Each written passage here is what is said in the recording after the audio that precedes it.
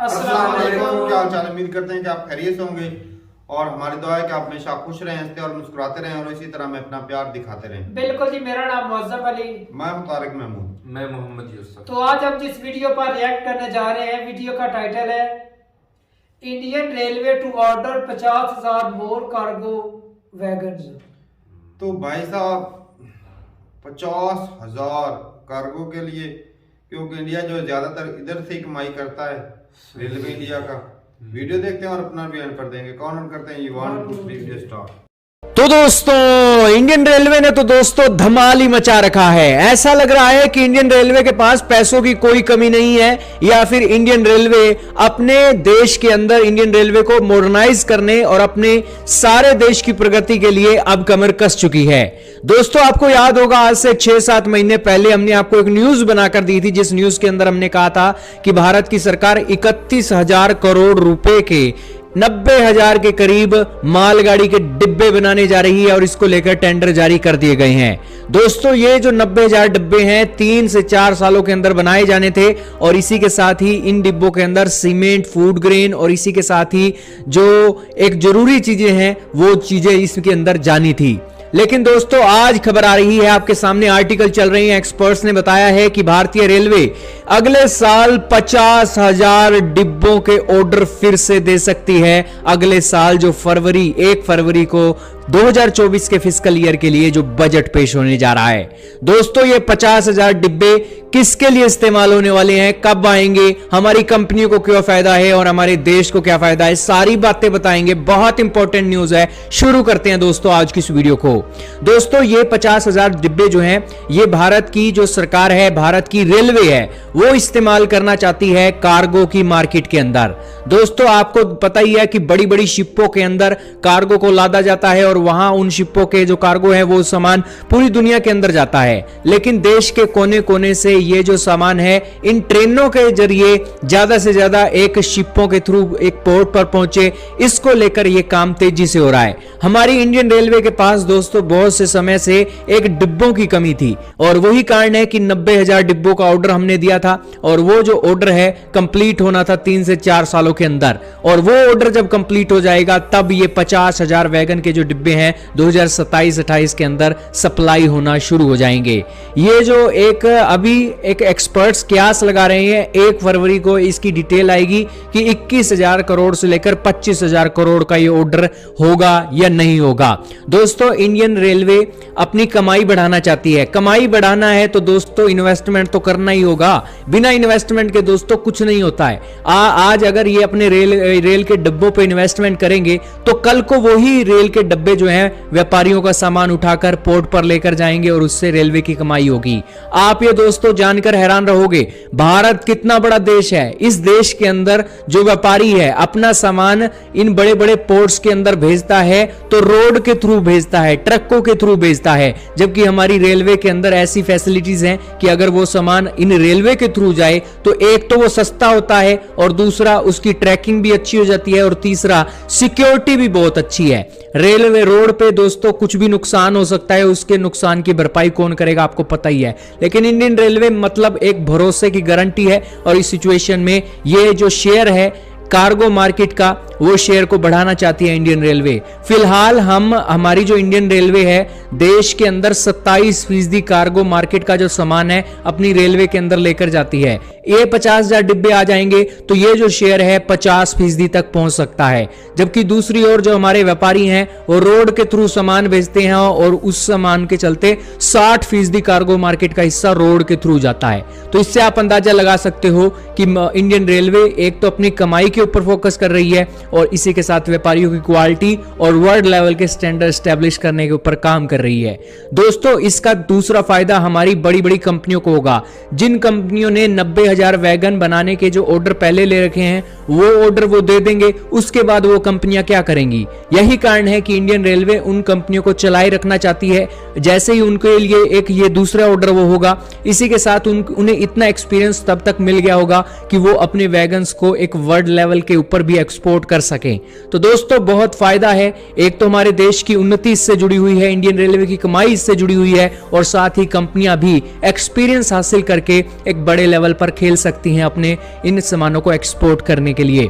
इसके अलावा दोस्तों जो बजट के ऊपर बातें निकल कर आ रही हैं कि इस बजट के अंदर इंडियन रेलवे 1 लाख किलोमीटर के रेल ट्रैक बनाने जा रही है, और इसके अलावा 4000 किलोमीटर के नए रेल ट्रैक भी इस फिस्कल ईयर के बजट में आ सकते हैं। दोस्तों इंडियन रेलवे का जो बजट है बहुत खास होने जा रहा है। इंडियन रेलवे की कमाइयां भी अच्छी हो रही हैं। हाल ही में एक रिपोर्ट भी आई थी कि हमारी इंडियन रेलवे ने, जो आप कहते हैं ना कि बिना टिकट के यात्रा करने वाले यात्री होते हैं, उनसे फाइन लगाकर ही 106 करोड़ रुपया वसूल लिया है। तो दोस्तों इंडियन रेलवे की कमाई में कोई कमी नहीं है, और इंडियन रेलवे के पास आज अपना काम वो अगर बढ़ाते हैं तो उस काम के बढ़ाने की एवज में उन्हें फिक्र करने की जरूरत नहीं है कि यहां पर उन्हें कोई फैसिलिटी कोई यूज नहीं करेगा।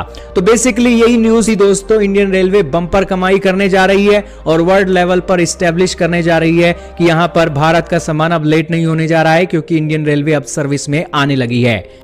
तो दोस्तों चलें जी, वीडियो खत्म हो गई। और भाई साहब क्या बात है, इंडियन रेलवे की वैसे भी हम तारीफ करते हैं क्योंकि वो बड़े ही अच्छे से काम कर रहा है। सही बात। एक तो पैसेंजर ट्रेन है वो एक से बढ़कर एक है, और देखा जाए तो पैसेंजर ट्रेन से इतनी ज्यादा कमाई नहीं होती। आवाम के लिए सहूलत जरूर है, लेकिन जो सबसे ज्यादा कमाई का बड़ा जरिया है ना, वो है भाई साहब फ्रेट ट्रेन, मालगाड़ियाँ। तो इसका एक तो खर्चा बहुत कम आता है, मेंटेनेंस का खर्चा कम आता है, इसकी साफ सफाई का खर्चा, लेबर नहीं चाहिए होती, साफ सफाई भी नहीं चाहिए, कोई ना कोई इसमें इलेक्ट्रिशियन, बिजली, कोई कुछ नहीं चाहिए। वो सिर्फ डब्बे होते हैं, वो लाते हैं और वो जितना मर्जी लोड करके ले जाओ। लेकिन जो ट्रेन है ना, वो तो हर बंदा नहीं इस्तेमाल करता, ठीक है ना। और ये जो मालगाड़ी है, इसका सामान जो है हर गरीब अमीर सभी ने इस्तेमाल करना जो चीजें हैं। अब देख रहे हैं हमारे जो ये ना भट्टे के लिए जो कोयला वो इधर ट्रकों के जरिए आता है, और भाई साहब इतना वो लाखों में उसका किराया होता है, वो 4-5 लाख रुपए तो उसका किराया वही ना, उसका लाखों में किराया, और उसका रेट कोयले का कम होता है। तो कितना देख लो, उसका किराया ज्यादा होता है। अगर वो मालगाड़ी तो पाकिस्तान में रेलवे सिस्टम उतना बेहतर नहीं है ना भाई। अगर वो हो तो वो जो था वो भी खराब ही है, उसका इस्तेमाल। इधर फैसलाबाद में भी आती है, ट्रेनें हैं चलती हैं, तो इधर आ जाए, इधर से जो गोरों ने बिछाया वो इधर से ज्यादा से ज्यादा 10,000 रुपया किराया लगना था और उन्होंने फेंक जाना था। सही बात है, इतना ही होता है। इतनी सफर कितना 10 किलोमीटर सफर बनता है, बस इतना ही है। तो कहाँ पर 3-4 लाख रुपया किराया, कहाँ पर 10-20 हजार रुपया किराया। अगर ट्रेनें अच्छी होती है, एक और बात है ना, पाकिस्तान के अवाम के पास पैसे बहुत ज्यादा है, तो ये नहीं कर सकते जितना मर्जी टैक्स हो, क्या फर्क पाकिस्तान भाई तो इंडियन है भाई, उनके पास पैसे कम है, हुकूमत सोच रही है कि जो पैसे है ना क्या उनके थोड़े लगे आम जनता के। हमारे यहाँ भी पैसे बहुत है, सही बात, बहुत खास कर रहे हैं, पैसे बहुत है, पैसे हमारे पास बहुत माल है, बहुत उड़ाते हैं। सही बात। और ये हमारा माल जो उड़ता है ना, वो सियासतदानों के पास ही उड़ता है। हमारे गरीबों के तो भाई खाने ही नहीं पूरा होता 2 टाइम का, तू किधर करता है। पाकिस्तान में जो भी मतलब सिस्टम चल रहा है ना, कॉलोनियां या के जितने भी सिटी जो है वो डेवलप हो रहे हैं, तो उसमें रीढ़ की हड्डी का काम जो है ना वो भट्टे कर रहे हैं। हाँ, सही बात। उन्हें माल इतना महंगा मिलता है भाई साहब, सिर्फ ट्रेनों की कमी वो की किसको पड़ता खर्चा, आवाम को ही पड़ता है बेचारे को। वो थोड़ा भट्टे वाले जो है जितना महंगा रॉ मटेरियल आएगा उतना महंगी ही चीजें भी कोयले की वजह से महंगी होती है। वो बोलते हैं भाई कोयला महंगा हो गया, ईंटें महंगी कर देती हैं।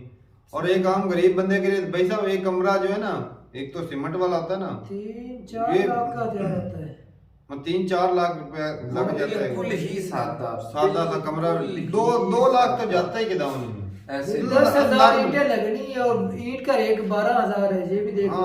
और लोहे का रेट देखो कहाँ से खा रहे, मजदूरी नहीं। 3 लाख तो पक्का ही है। 3 लाख एक कमरे में।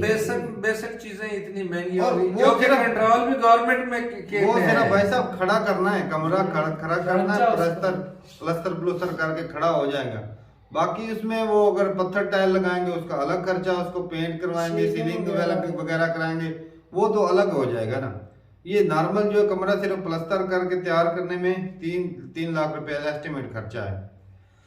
तो ये बात है भाई। हमारे यहाँ भी ट्रैक ही नहीं है तारक भाई। वो जाते थे ना नानकों के ऊपर के घर, उधर वो रास्ते में है ट्रैक, कभी कभार ही है जो इस तरह की ट्रेन नजर आए। तो इंडिया दूसरी में भी नजर नहीं आती। पाकिस्तान में रेलवे ही खत्म हो गई है भाई भाई साहब, कितने वो सालों से खसारे में जा रही है, ट्रेन कितने को सालों से प्रमोट खसारे कर रहे हैं में। अपना कारोबार। हाँ, हर बंदा इधर लूटने वाला है, करप्शन की वजह इंडिया से में अभी वो बना रहे हैं, वो एक ऐसा ट्रैक बना रहे हैं जो मतलब ज्यादा हैवी वेट जो झेलते हैं तो उसके ऊपर डबल डेकर चलेगी। बड़ी अच्छा। बात है। वो मतलब एक डब्बे के ऊपर भी डब्बा रख के, हाँ ज्यादा लोड उठाए, इससे ज्यादा वो लोग। डबल बस होती है। तो खर्चा बढ़ जाएगा, कम हो जाएगा, तेल का खर्चा कम हो जाएगा। इंजन ने तो वही फ्यूल इस्तेमाल हाँ। करना है ना, और लोड जो है वो ज्यादा लेकर ज्यादा जाएगा। तो वो एक ट्रैक से डबल बेनिफिट मिलेगा और भाई। पहले तो ऐसा था कि इंडिया में जो ना फ्रेट ट्रेन उसी ट्रैक पे चलती थी जिसपे अभी भी चलती हैं, ऐसा नहीं कभी नहीं चल रही, अभी भी चलती हैं ट्रेन पैसेंजर ट्रेन पे, उसी पे वो मालगाड़ी भी चल रही। लेकिन अभी वो कोशिश कर रहे हैं कि हम ना मालगाड़ी के लिए अलग से ट्रैक बनाए, उससे फिर तेजी भी आ तेजी जाएगी, आएगी। तेजी आएगी बिल्कुल। तो ठीक है भाई, बहुत बढ़िया थी वीडियो। और जिस तरह पहले 90,000 तीर एक छोड़ते हैं भाई, 5-10 फायदे लेते हैं। लेते ये हैं। जो सर्कल बनाया अपनी पब्लिक को कितना काम मिला, पब्लिक को काम मिला, पैसा देखो भाई कितने लोगों का कंपनियों को रोजगार काम मिला। चला। और कंट्री मजे की में बात है जो है ना, कॉन्ट्रैक्टर वो भी अपने और पैसे फिर घूम घुमा के मुल्क में ही रहने, अपने लोग भी खुशहाल, रॉ मटेरियल मुल्क भी सस्ता होगा। खुशहाल। सही कल को रॉ मटेरियल सस्ता होगा, कोई भी प्रोडक्ट बनाएंगे एक्सपोर्ट कर सकेंगे आसानी से। सही बात है। तो भाई हमें रॉ मटेरियल इतना महंगा पड़ता है तो वो एक्सपोर्ट करने वाली तो वो बात ही खत्म हो जाती है। तो ठीक है भाई साहब, आपको लीडर अच्छे मिल गए हैं, वो काम पे काम किए जा रहे हैं। हमारे बस कश्मीर पे बात कर देते हैं और बस एक दूसरे लीडरों को जो ब्लेम करते रहते हैं, आपस में लड़ते रहते हैं। बाकी कंट्री की इकोनॉमी कैसी चल रही है उस पर कोई बात नहीं करता। उसकी तो फिक्र ही नहीं है। अब तो वही जिस तरह ना इंडिया में अगर कोई इलेक्शन लड़ता है तो वो कहता है हम ये डेवलपमेंट लाएंगे, ये चीज करेंगे। पाकिस्तान में कहते हैं हम कश्मीर की ज्यादा आवाज उठाएंगे, अब मुसलमानों के लिए ज्यादा बोलेंगे। सही बात। तो जो ऐसे बात करता है ना उसको ज्यादा प्रमोट करते हैं। तो ये हालत है, तब भी देख रहे पाकिस्तान की हालत कैसी है। तो ठीक है भाई, मिलते नहीं वीडियो के साथ, तब तक के लिए इजाजत दें। अल्लाह हाफिज़।